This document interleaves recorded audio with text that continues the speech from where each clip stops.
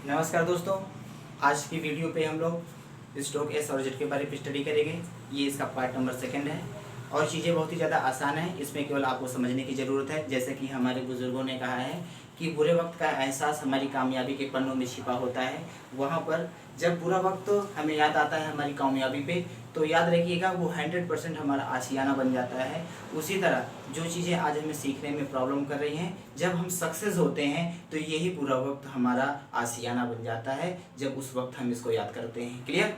तो चीज़ें मुझे जो आपको बताना है वो पार्ट 2 पे कुछ इसके इंपॉर्टेंट्स रूल हैं, जिस पे मैं आपको स्टॉक एस और जेड के बारे पे बताना है। क्लियर? देखेंगे इसका नेक्स्ट रूल क्या कहता है।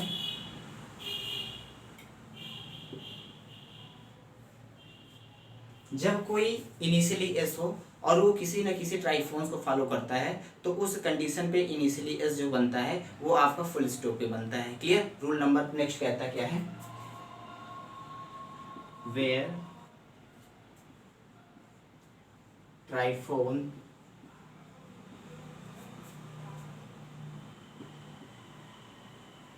immediately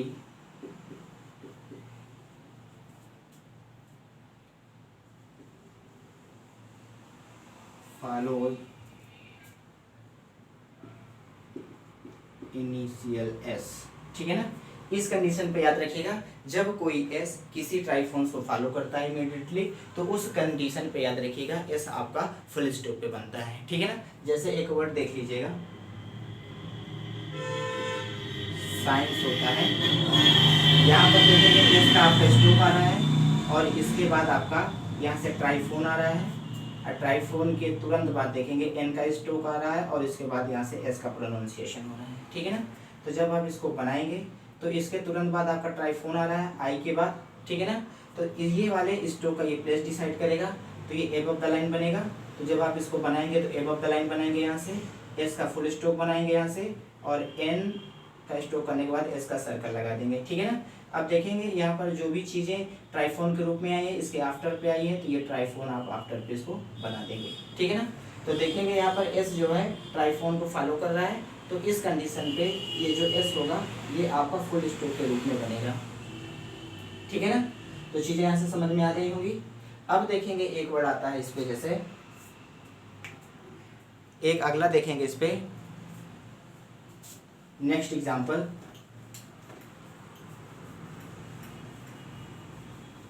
नेक्स्ट एग्जाम्पल देखेंगे, चीज़ें बहुत ही ज़्यादा आसान है।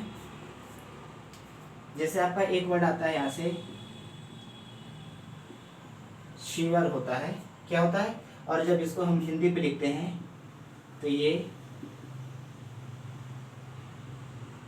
होता है। ठीक है ना? अब देखेंगे इसके तुरंत बाद जो है एस के हमारे म्यूजिक वाली क्या आई है, एस का स्ट्रोक आया हुआ है, और एस के तुरंत बाद जो है इस पे देखेंगे म्यूजिक वाला आपका डिप्थोंग के साथ एक वेवेला हुआ है, तो ये आपका ट्राइफोन बन जाता है। और इसके तुरंत बाद आपका आर स्ट्रोक आया है। इसके बाद जो भी ट्राइफोन्स आया हुआ है ये आपका थर्ड प्लेस पे बनता है। तो जब थर्ड प्लेस पे बनेगा तो इस वाले स्ट्रोक का प्लेस डिसाइड करेगा। तो जब आप इस पे एस बनाएंगे तो इसका फुल स्ट्रोक बनाएंगे 50-50 पर राइट मोशन से, और इसके बाद यहाँ से आर बनाएंगे। क्लियर? और इसके बिफोर पे देखिए ट्राइफोन आया हुआ, तो यहाँ पर आप ट्राइफोन लगा देंगे। क्लियर? तो जब आप इसको पढ़ेंगे तो यहाँ से शुअर हो जाता है। ठीक है ना? म्यूजिक वाला यू और इसके बाद उस पर एक वावेला। ठीक है? तो ये आपकी ट्राइफोन बन जाती है। तो चीज़ें यहाँ से समझ में आ गई होंगी कि जब कोई एस हो और वो एस आपका किसी न किसी ट्राइफोन को फॉलो करता है, तो आपका इनिशियली एस जो होता है वो आपका फुल स्टॉप पे बनता है। ठीक है ना? अब देखते हैं इसका नेक्स्ट रूल क्या कहता है। चीज़ें बहुत ही ज़्यादा आसान है। अगर वीडियो आपको पसंद आती है और चीज़ें आपको समझ में आती हैं तो प्लीज़ वीडियो को लाइक करिएगा, शेयर करिएगा और सब्सक्राइब करिएगा। नेक्स्ट पे देखते हैं यहाँ से कि जब कोई आपका इनिशियली एस हो और उसके बाद कोई वावेल आता हो और उस वावेल के बाद एस या जेड का प्रोनाउंसिएशन होता हो, तो इस कंडीशन पे याद रखिएगा इनिशियली वाला जो एस आपका बनता है वो फुल स्टॉप पे बनता है।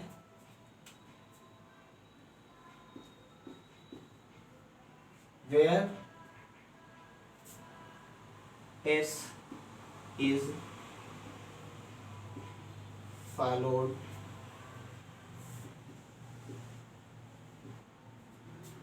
immediately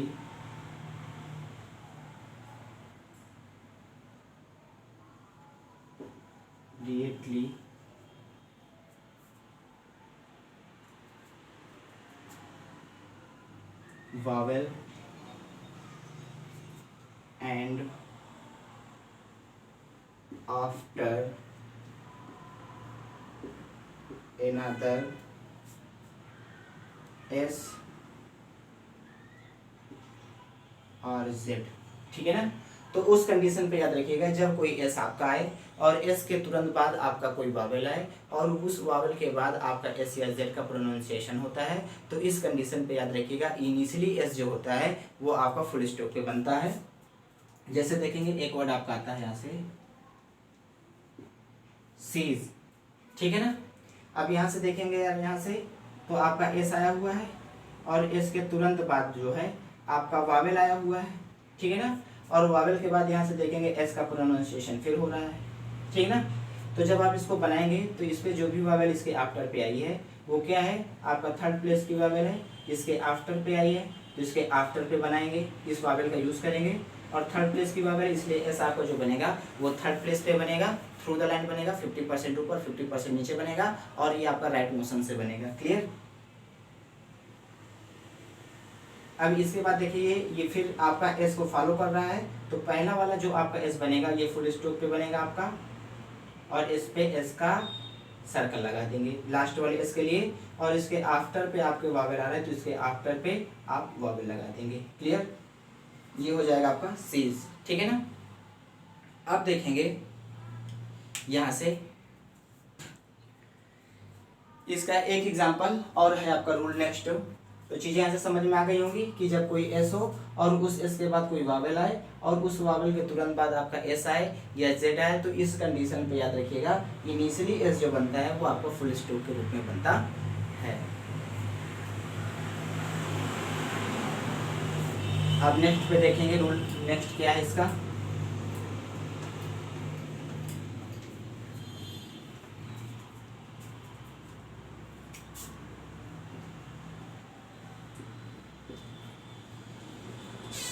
where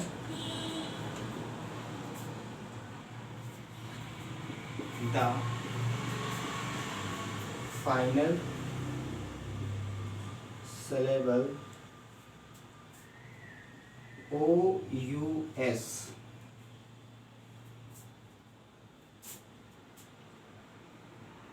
is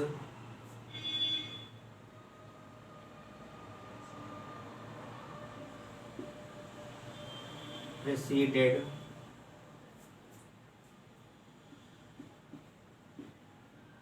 immediately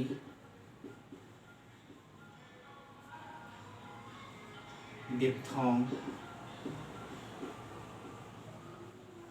ठीक है ना। जब कोई आपका वर्ड आया हो और उस वर्ड के लास्ट पे आपका OUS वाला सिलेबल आता हो और उस सिलेबल के प्रीसीड पे बिफोर पे ही आपका कोई डिप्थोंग आता हो या ट्राइफोन्स आता हो, तो उस कंडीशन पे भी हम लोग उस लास्ट वाले OUS सिलेबल को फुल स्टॉप पे बनाते हैं। जैसे एग्जांपल देख लीजिए ताकि चीज़ें आपको बहुत ही बेहतरीन तरीके से क्लियर हो जाएं। एक वर्ड देखें यहाँ से जॉयस होता है। ठीक है ना। जॉयस। अब यहाँ देखेंगे तो जे का आपका स्टॉप आ रहा है और इसके बाद यहाँ से OI वाला ट्राइफोन और ट्राइफोन आ रहा है और इसके बाद देखेंगे आपका OUS वाला सिलेबल आ रहा है। तो जब आप इसको बनाएंगे तो देखेंगे ये जो ट्राइफोन होता है आपका ये फर्स्ट प्लेस पे बनता है, तो इस वाले स्टॉप का प्लेस डिसाइड करेगा, अर्थात ये आपका एबव द लाइन बनेगा। और देखेंगे कि इसके बिफोर पे आपका क्या है, ट्राइफोन आया हुआ है, तो इसलिए ये OUS वाला जो भी सिलेबल होगा ये फुल स्टॉप के रूप में बनेगा। ये क्लियर। ये आपका हो जाएगा यहाँ से जॉयस। ठीक है ना।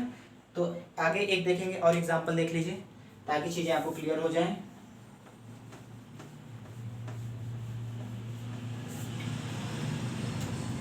जैसे देखेंगे ये आपका एक आता है टार्टुअस आता है, इस पे देखेंगे टी का स्टॉप, फिर इसके बाद आपका वावेल, फिर इसके बाद आर का स्टॉप, फिर इसके बाद आपका टी का स्टॉप, फिर इसके बाद आपकी जो है ट्राईफोन आता है, फिर इसके बाद OUS वाला आपका सिलेबल आता है, ठीक है ना। तो जब आप इसको बनाएंगे तो देखेंगे कि यहाँ पर टी के बाद जो भी वावेल आ रहा है ये फर्स्ट प्लेस का वावेल है नॉट वाला, तो इस वाले स्ट्रोक का प्लेस डिसाइड करेगा। एबव द लाइन बनाएंगे, इसको टी का एबव द लाइन बनाएंगे, क्लियर। तो ये आपका एबव द लाइन टी हो जाएगा। फिर इसके बाद आपका आर आ रहा है, आर आपका अपवर्ड हो जाएगा। फिर आपका टी आ रहा है, इसके बाद आपका OUS वाला सिलेबल आ रहा है। इसके बिफोर पे आपका क्या आ रहा है, वावेल आ रहा है, तो बिफोर आफ्टर पे वावेल आ रहा है, तो आफ्टर पे इस पे वावेल लगा देंगे, ठीक है ना। अब देखेंगे कि इस वाले टी के बाद आपका ट्राईफोन आ रहा है, ठीक है, म्यूजिक वाला। तो यहाँ पर इसके बाद जो OUS वाला सिलेबल है इसके आप बिफोर पे थर्ड प्लेस पे हम लोग ट्राईफोन लगा देंगे, ठीक है ना।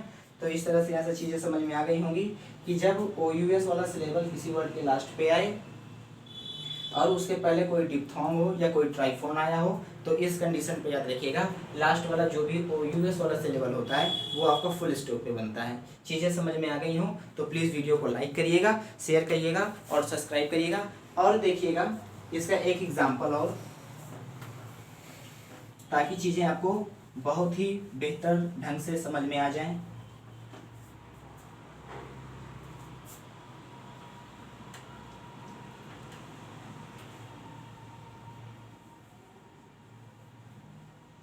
ठीक है ना।